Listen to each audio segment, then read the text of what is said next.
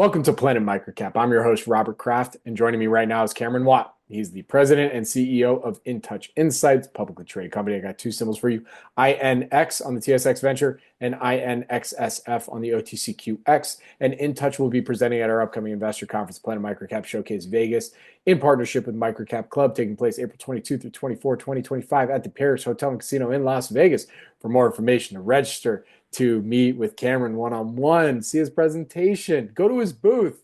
You can see and register in person at planetmicrocapshowcase.com. And with that, Cameron, thank you for joining me today. How you doing?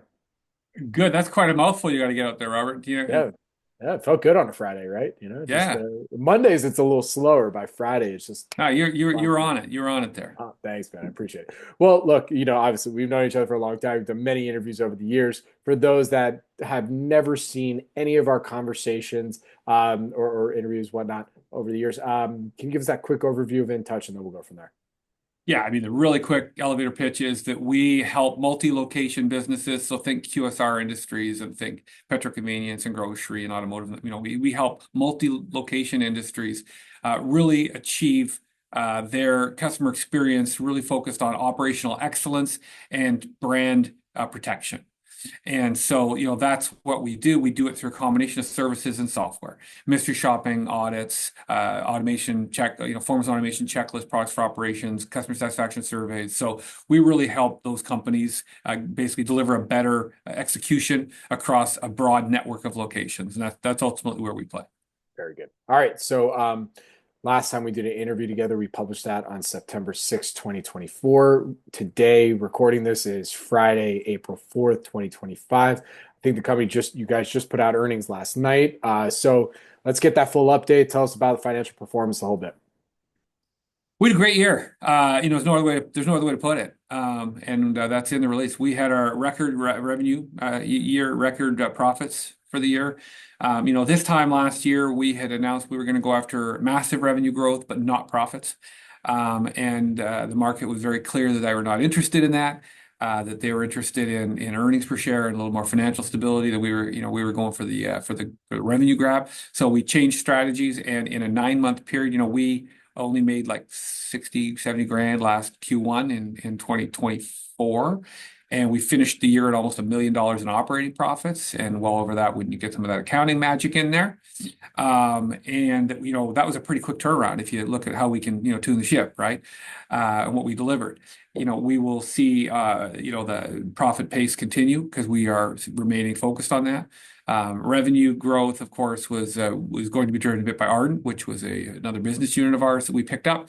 We have put that entire unit on hold as part of this profit strategy, and we're still going to look to how to bring that out later this year with a more profitable revenue stream. And we've got a few things in the works there. So revenue though was still solid. And again, last year we lost a few $100,000, and this year we made $1 million in operating profits. So pretty good situation from where we sit, good revenues, good profits. EBIT, of course, is well over profits. Funny, you mostly talk about EBIT when you don't have profits.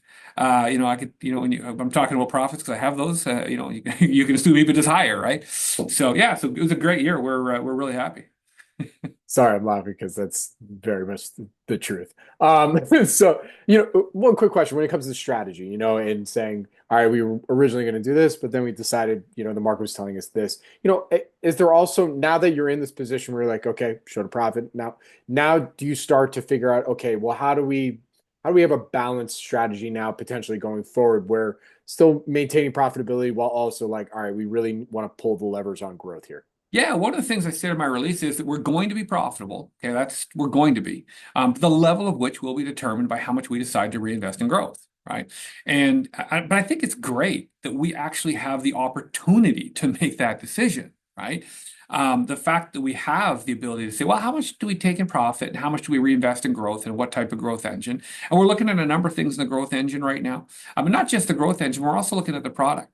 So artificial intelligence, for example, and I've stated this publicly now, so I can talk about it. We've identified 3 areas in our business where it can make some differentiated competitive differentiation and delivery for our business, three separate areas where AI is going to make an impact. And we've already embarked on the project for that. We've identified the areas, and we've already started to work towards how we incorporate that.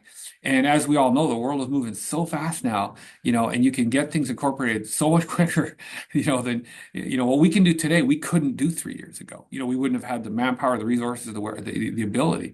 And so we're investing to make the product better. We're investing to make ourselves more differentiated, and we're going to be investing into the sales and growth engine side of things. And those differentiations, by the way, we're not going to have competitors following us because they can't do it. I am the only team that I'm aware of in the services side of our business. I'm not talking about the forums, and sure, Qualtrics, Medallia have lots of stuff. They're gonna, they're bigger than me. But on the services side, where most of our revenue comes from, nobody else has a product management and development team. They don't have their own technology. They use industry technology from platform vendors, which, by the way, I also have. So anything that I build is in addition to what I can compete with what they have and what I have jointly with them. So, we're the only people that can even attempt to do the things that we're trying to do right now, in any meaningful way.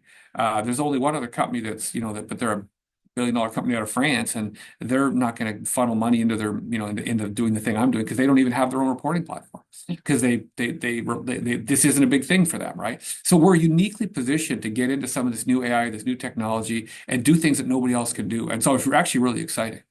Very cool. All right, quick hitter. So I'm going to close the interview out with this. From what you can tell us, what would you then say are some of the goals that you want to see achieved in 2025? From what you can tell us, of course. Well, given our economic headwinds that we're facing, with the geopolitical environment, tremendous economic headwinds. Yeah, it's interesting out there, right? I mean, you want to talk about, I told my broker today, look for some good deals, because we announced record results last night, and my stock is trading down a little bit today. So, I know there's great deals out there. I know that. And so go find them. But given that, one of the goals is to make sure we still get growth to our core business. Take Ardent revenue that we intentionally removed out. So, Q1 last year, we had a bunch of Ardent revenue. We're not going to try to overlap that, because we eliminated it. It wasn't making any money anyways, right? So look for our goals to be, look, we want to grow our revenue, our core business revenue, ignoring Ardent. We want to be profitable, and we want to be consistently profitable, not like just a tiny little bit in Q1 and then we make a whole bunch of Q4. We want to be consistently profitable. We want to introduce new technology into our product and become more differentiated in the marketplace. And we want to continue to become thought leaders in the verticals that we're serving. We've done a great job on that with some of our market studies, and we're getting main stage speaking engagements where they're either paying us or we're giving us the slot for free at conferences. We're getting publications in major media outlets. I had one of our clients in a different sector called me the other day driving in Detroit and saying, "Hey, I was just listening to news radio, and they mentioned your drive-through study on the radio. That's cool." We're that thought leadership. So those are the things from a goal standpoint, just that thought leadership, that improvement in our product and differentiation, that sales stability, and so we can get to that growth, and making sure that we keep the money coming in so we can afford to do that and other things. Very good. All right. Well, Cameron, with that, where can our audience go and find more information on Intouch Insight? Our website is intouchinsight.com, and there are investor decks up there. But they can also come to the Planet MicroCap conference in Vegas. I'll be speaking there, and I'll have a booth. You can come talk to me one-to-one. And of course, we're listed on the exchanges, on the TSXV as INX, and on the OTCQX as INXSF. And it's going to be the booth is going to be it's going to be the most decorated one there, right? I think it is. Oh, yeah. Yeah. I'm stopping short of balloons, though. Yeah, that's what I figured. Okay. Well, Cameron, thank you so much for joining me today. Really do appreciate it. Good luck. Stay safe. And I will see you in Vegas. All right. Thanks, Robert.